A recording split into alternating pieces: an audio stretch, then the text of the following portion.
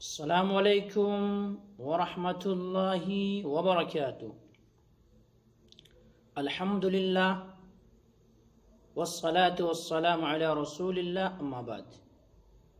محترم ناظرین، آج میں آپ حضرات کے سامنے لے کر کے حاضر ہوا ہوں وفات کے بعد موجودہ حاضرین کے لیے مسنون و مستحب کام۔ مثلا ایک انسان مر جاتا ہے، اب دنیا کا رشتہ ان سے ٹوٹ جاتا ہے۔ سانس جب تک تھی تب تک انسان تھا، اب سانس رک گئی، اب مردہ ہو گیا وہ۔ تو وہاں پہ جب مر گیا انسان تو وہاں پہ جو موجود حاضرین ہیں یا وارثین ہیں، ان کے اوپر کیا کیا کام ضروری ہے، مسنون و مستحب ہے۔ تو سب سے پہلی بات، جب مر جاتا ہے انسان تو آنکھیں کھلی رہ جاتی ہے، تو اس لیے اس کی آنکھیں بند کر دی جائیں۔ دوسری چیز کیا کیا جائے؟ لاش کو کپڑے وغیرہ سے ڈھانپ دیا جائے۔ تیسری چیز یہ ہے تجہیز و تدفین میں جلدی کیا جائے، یعنی کفن دفن میں جلدی کیا جائے۔ کیوں؟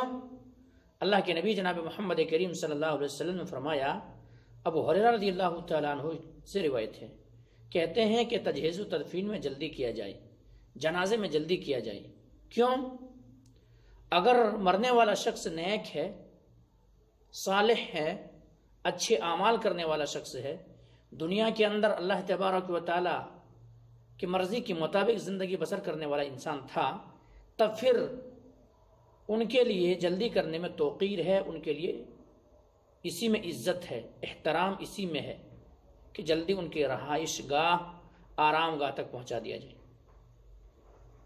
اور اگر برا ہے، اللہ کا نافرمان شخص ہے، معصیتوں کے اندر پڑا رہتا تھا، دنیا کی زندگی اسی طرح سے بے بندگی میں کاٹ دیا تھا، تو وہ برا انسان ہے، تو اپنے سر سے ایک بوجھ اتار رہے ہو، وہ گندگی کے بوجھ۔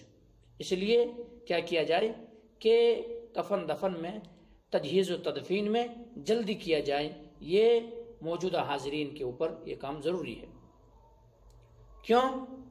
اس لیے بھی ضرور کیا جائے کیونکہ اللہ کے نبی جناب محمد کریم صلی اللہ علیہ وسلم نے فرمایا، جب ایک انسان نیک انسان مرتا ہے اور ان کے جنازہ اٹھایا جاتا ہے تو ان کی روح بولتی ہے، آواز لگاتی ہے، ندا لگاتی ہے اور کہتی قدمونی قدمونی قدمونی، مجھے جلدی لے چلو، مجھے جلدی لے چلو، مجھے جلدی لے چلو۔ اب ان کی روح یہ آواز لگا رہی ہے، روح یہ کہہ رہی ہے کہ آرام گاہ تک جلدی پہنچا دیا جائے، اور یہاں لوگ کیا کر رہے ہیں؟ خواہ مخواہ تاخیر کر رہے ہیں۔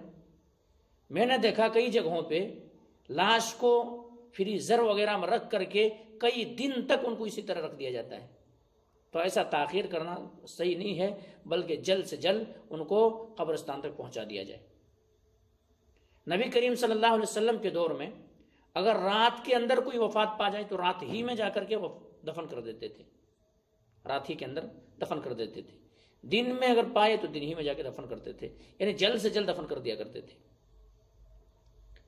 ایک بار نبی کریم صلی اللہ علیہ وسلم کے دور میں وہ عورت جو مسجد میں جھاڑو وغیرہ لگاتی تھی، رات میں وفات پا گئی، صحابہ کرام اللہ کے رسول تک کو اطلاع نہیں کیا اور جا کر کے رات ہی رات میں ان کو دفن کر دیا۔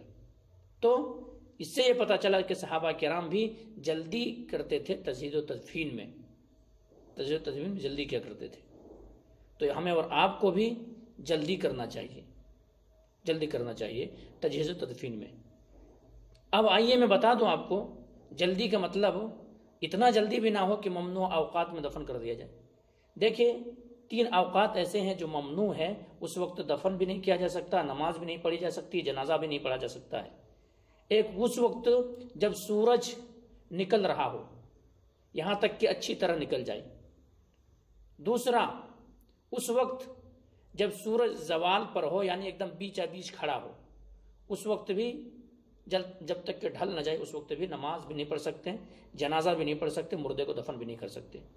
تیسرا، اس وقت جب سورج ڈوب رہا ہو، یہاں تک کہ اچھی طرح ڈوب نہ جائے، تب تک کیا کر سکتے ہیں؟ تب تک نہ تو نماز پڑھ سکتے ہیں، نہ تو جنازہ پڑھ سکتے ہیں، ورنہ دفن کر سکتے ہیں۔ تو ان 3 اوقات کو سامنے رکھ کر کے آپ کے پاس جو بھی وقت ملتا ہے ان وقتوں میں جلد سے جلد کیا کیا جائے، تجہیز و تدفین کر دیا جائے۔ یہ بہتر ہے ان کے لیے، مرنے والے کے حق میں یہ بہتر ہے، اس لیے اس میں جلدی کیا جائے۔ بہرحال مزید آپ حضرات کے سامنے کے بعد دیگر باتیں آئے گی، اب یہیں سے میں بات کو ختم کرتا ہوں۔ اللہ سبحانہ و تعالیٰ سے دعا کرتا ہوں کہ مولا کریم جو بات کہی گئی ہے سب سے پہلے تو ہم اور آپ کو تو ان باتوں کے اوپر اچھی سمجھ کی توفیق دے، اس کے بعد مولا کریم تمام مسلمانوں کو اس حدیث پر عمل کرنے کی توفیق دے دے۔ تقبل یا رب العالمین، وآخر دعوانا الحمدللہ رب